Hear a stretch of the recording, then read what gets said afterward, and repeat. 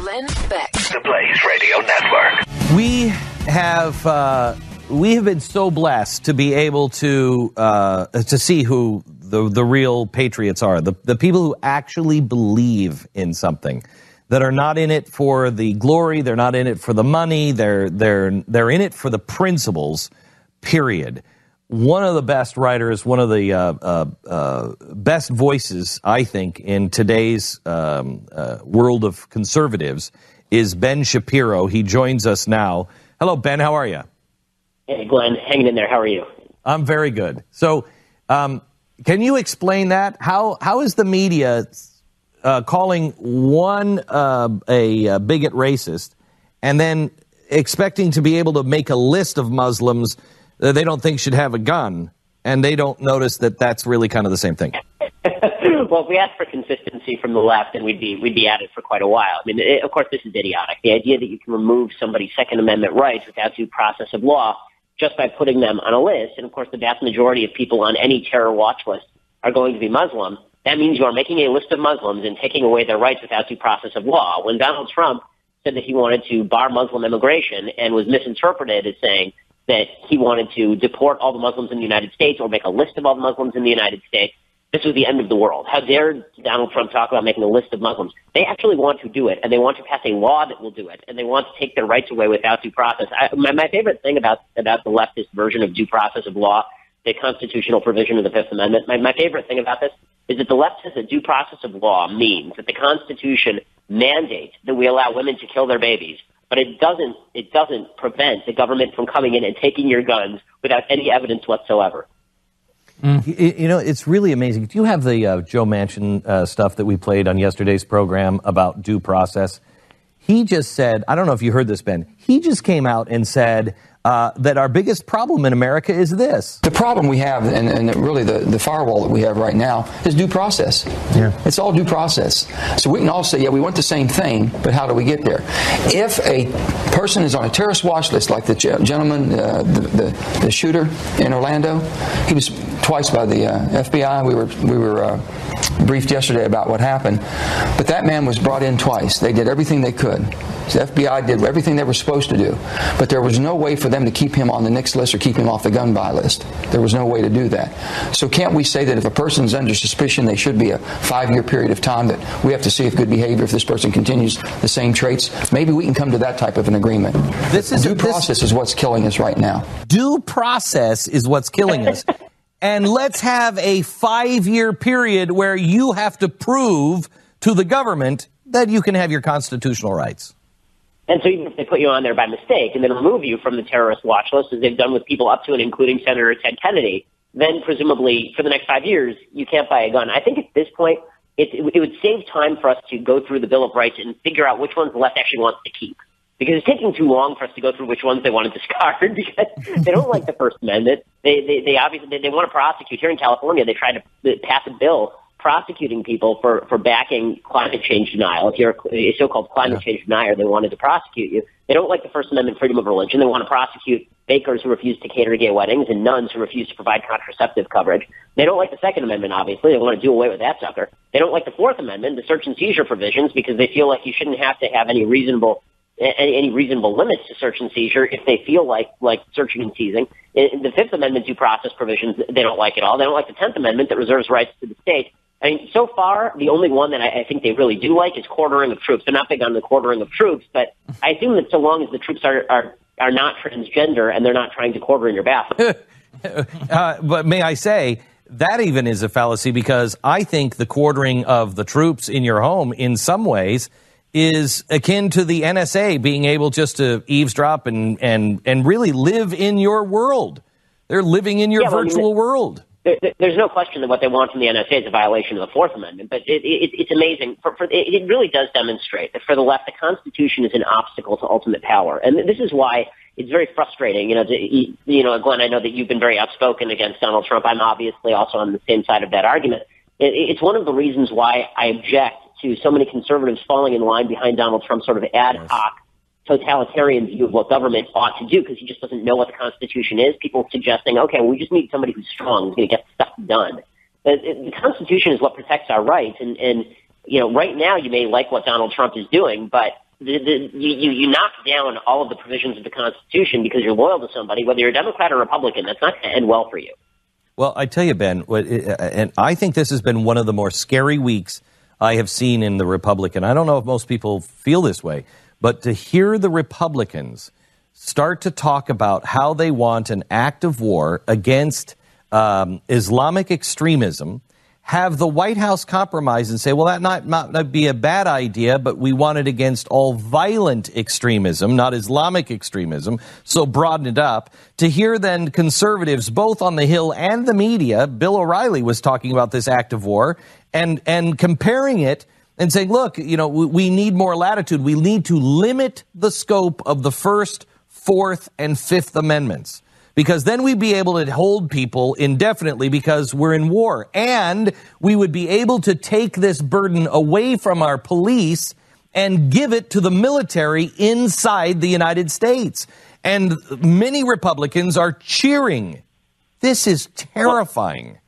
I mean, it's frightening. It's frightening. You and I are old enough to remember a time not very long ago when the left was very much opposed to the Patriot Act because they felt that it violated our rights and we wouldn't want to sell it. We wouldn't want to sell our liberty down the river in favor of security. And now it seems like everybody is just consolidating around. Let's do something. Let's come together around something. And so the something they're coming together around, unfortunately, tends to be a growth of government power. At the same exact time, by the way, is they're refusing the measures that would actually prevent acts of terrorism like this. I mean, there's a report yesterday that the gun shop, that this guy approached, this Orlando terrorist, he approached the gun shop to buy body armor, and this is 4 to 5 weeks before the terrorist attack. And he was speaking, they said, with a strong foreign accent, and they called the FBI, and the FBI did nothing about it. You go back to that Manchin clip, and Manchin is clearly saying there, the FBI couldn't have done more here. Well, we know that Disney World tried to report this guy to the FBI, and the FBI didn't do anything. We know that this gun shop tried to report this guy to the FBI, and the FBI didn't do anything. So instead of saying the FBI might want to be more confident,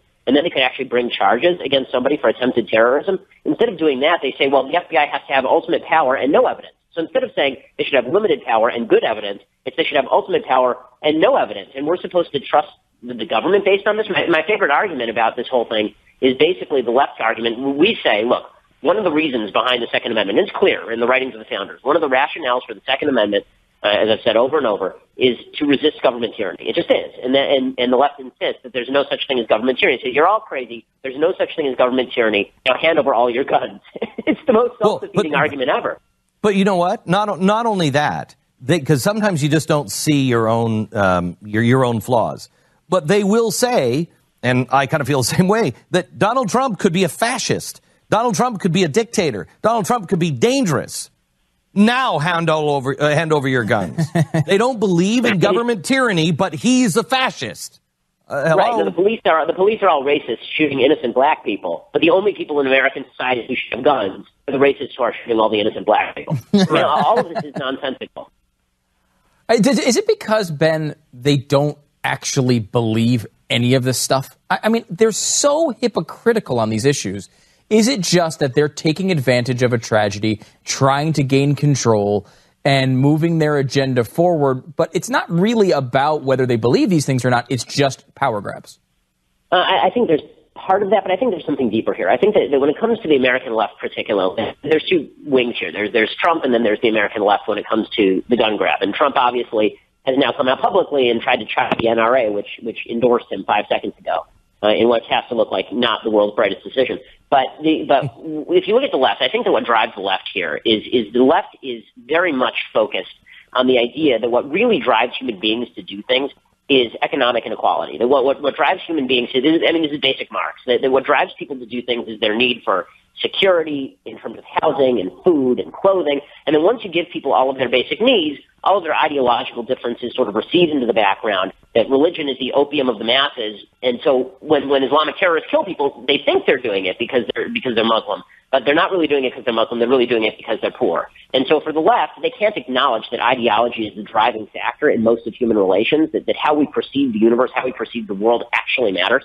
Because that would get rid of their solution. Because their solution is ignore the ideology, focus on the material circumstance, give ISIS jobs, and then everything's all better. And so what they do is they just ignore the ideology completely, and they say, okay, well, if we're ignoring the ideology, that means that the people who are shooting people, there's only two reasons people would shoot people. One is the gun made them do it, right? It's the instrument that made them do it. If it's not poverty, it's either the gun made them do it, the gun is inherently evil, or they're mentally ill. But it can't be the ideology, because we reject ideology as a driving factor in human motivation.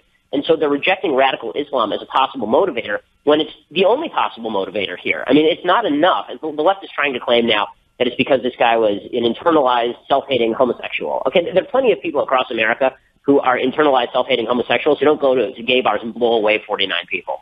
There are plenty. There's 300 million guns in America and 100 million gun owners, and pretty much no one, as far as I know, has gone to a gay bar and blown away 49 people. So, there's another factor here they want to ignore, but because they ignore and because they cannot afford to recognize the relevance of religious ideology and ideology generally and why people behave the way they do, because it undercuts their solutions, they're relegated to these self-defeating, idiotic arguments about how it's the gun, or it's about how it's Christian conservatives, or it's the NRA. They just can't acknowledge the truth here because it destroys their entire worldview. Glenn Beck, the Blaze Radio Network. Political commentator, author, talk show host, proudly never Trump, head of the Daily Wire, Ben Shapiro on the broadcast with us. Ben, I said this because I heard this rumor maybe 2 months ago, and it made sense by what he's doing, what Donald Trump is doing, that he is going to start his own television network. Vanity Fair just came out with a pretty good article making the case that's what he's going to do. He's going to start his own, and this whole thing has been about developing the Trump network. What do you think of that? My big question is why he doesn't just rebrand Breitbart. I mean,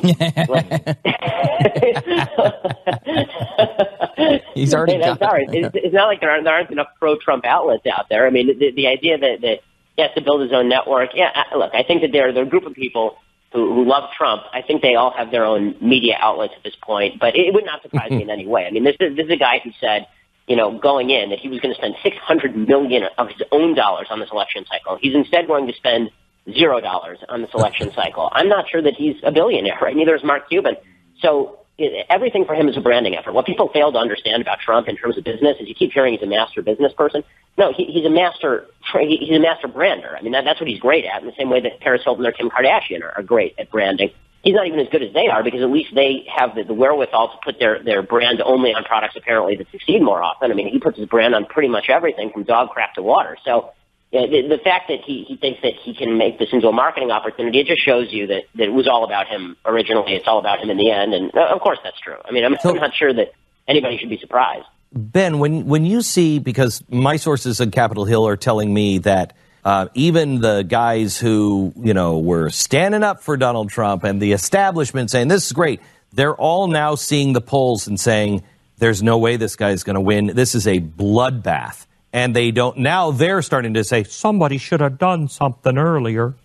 And they are expecting a bloodbath, and the GOP is starting to just worry about the underticket. What are you hearing? I'm hearing the same thing. I'm hearing tremendous unrest about what's going to happen down ticket, because not only does he have no coattails, he has negative coattails. I'm talking to congressional candidates right now who are trying to figure out, how do I handle this guy? I mean, it's possible that they do better if they go never Trump in their own elections, because on the local level, he's so unpopular. If they say, I'm not for Trump and I'm not going to defend every crazy thing that comes out of his mouth today, they're better off than if they say, I'm for Trump and I'm not going to defend every crazy thing that comes out of his mouth. I mean, look how awkward Paul Ryan looks lately. I mean, he looks more awkward than he did in that photo shoot where he was weightlifting with the backwards baseball cap. It's the most awkward thing to watch Paul Ryan these days, because Paul Ryan hates this. Paul Ryan doesn't believe anything that Donald Trump is saying, but he's out there every day kind of sighing and having to nod along because he thinks that it's going to maintain his House majority. And my viewpoint is that the House Republicans would be better off just saying, look, the voters chose, but that doesn't mean that we have to back this guy. And it's more important for us to keep the House majority no matter what. If we lose the House majority, there's no check on anybody. There's no check on Trump. There's no check on Hillary. And he's coming out now. I mean, he came out yesterday and said, back away. I don't need you. In fact, it might be better for me. I don't need the Republicans in Washington. Ben, I think there's some of that. I think to that, I think there's some of this. You can't quit your fired routine. Right. Ben, what do you say to the good conservative voter who's looking at this? They didn't want Trump, and they're sitting here saying, now it's Hillary Clinton and Donald Trump. What the hell do I do? I can't have Hillary. I mean, there's a lot of good people who really don't like Donald Trump, but they're like, I can't have Hillary. She is the worst. Yep. I mean, so here's my argument on this. I totally get that, and in spirit, I'm with you. Hillary Clinton is, as I've said before, this election is between the spawn of Satan and the Antichrist. I mean, this is the worst election ever. And I'm saying that as a Jew. I hate this election so much. It's the worst thing ever. Okay, that said, there's a position you can take and still vote for Donald Trump that is a decent position. That position is Donald Trump is an absolute turd sandwich. I'm not going to defend anything that's bad that he has to say. I'm not going to stand by, and I'm not going to pretend that it's good. I'm just going to keep saying over and over and over, Hillary is going to be worse. Right? Okay, that I understand. I still think it's insufficient. I think you're going to be tarred with the brush of Donald Trump from here to the end of time, but I think that's at least arguable. And I have a lot of people that I know and respect who have this position. I think that there are people who are, and I've noticed, by the way, a big division in the conservative community between people above the age of 50 and people below the age of 50. People above the age of 50 are on this side of the argument, right? The next 4 years are the only thing that matters. So if Hillary's elected, the country's over. If Trump is elected, the country isn't over. And it's that simple a dichotomy. It's that simple a decision. If you're younger than 50, here's sort of what you believe about Trump. One of two things is going to happen in this election. They're going to get absolutely creamed, in which case all of the people falling behind him and defending all of his stupidity have crippled the Republican Party for the next 20 years because they've shown that they're willing to back somebody as bad guy, as terrible the things he says and acts, the person who justifies the white nationalist, white supremacist alt-right. They're willing to back that and lose. And so that cripples us for the future, or he wins. And if he wins, then this becomes Donald Trump's party. The Republican Party becomes the party of nationalist populism, a non-conservative party having nothing to do with the Constitution. The Republicans just follow Trump where he's going to go. And at that point, there's no coming back from that. The conservative movement has basically been hijacked and taken over. The analogy that I use here is that Barack Obama took the country from 30 to 90 toward a cliff. Hillary Clinton would take it from 90 to 120 toward a cliff. Trump would take it from 90 to 100 toward a cliff, so not as bad as Hillary, but he'd rip out the reverse gear. There's no way to come back. Once he's in the car, once he's taken over the car, the conservative movement becomes the Trump movement, and we become a battle. Every election now becomes a battle between the European populist right and the European left. We're now Europe. Do you believe? I don't think anybody else can do the populist thing that he has done, but maybe I'm wrong. I've been wrong so far on all of this. Do you think that because he doesn't like losing? That's the one thing he doesn't like. Even though he has done it, he doesn't like it. I think he got into this. He doesn't like it. Just to correct you briefly, the only other thing he doesn't like is his wives after 10 years of marriage. But sorry, continue. So he doesn't like to lose. So the indications are now at 11, 12 points behind in the polls, and going in the wrong direction, and his negatives up at 70+%, the highest of all time. It's not looking good for him. I'm being told by people on the Hill who are watching the people who have been his cheerleaders. They are full-fledged panic right now, saying he's going to lose by double digits. How does he spin this if that indeed is what happens? Is he going to just blame it on people like you or people like me? Does he get out early? What is it? Because, for instance, he was here in Dallas yesterday, and why is he in Texas? You don't need Texas. Texas isn't going to vote for Hillary. Why aren't you in the swing states? I mean, unfortunately, he may be turning Texas into a swing state. But I think that what you say is exactly right. If he loses big, then he has no capacity to blame people other than himself. The man has no capacity for self-reflection. So that means he'll blame you. He'll blame me. If he loses big enough, he won't be able to blame anybody. People are just going to recognize that it is what it is.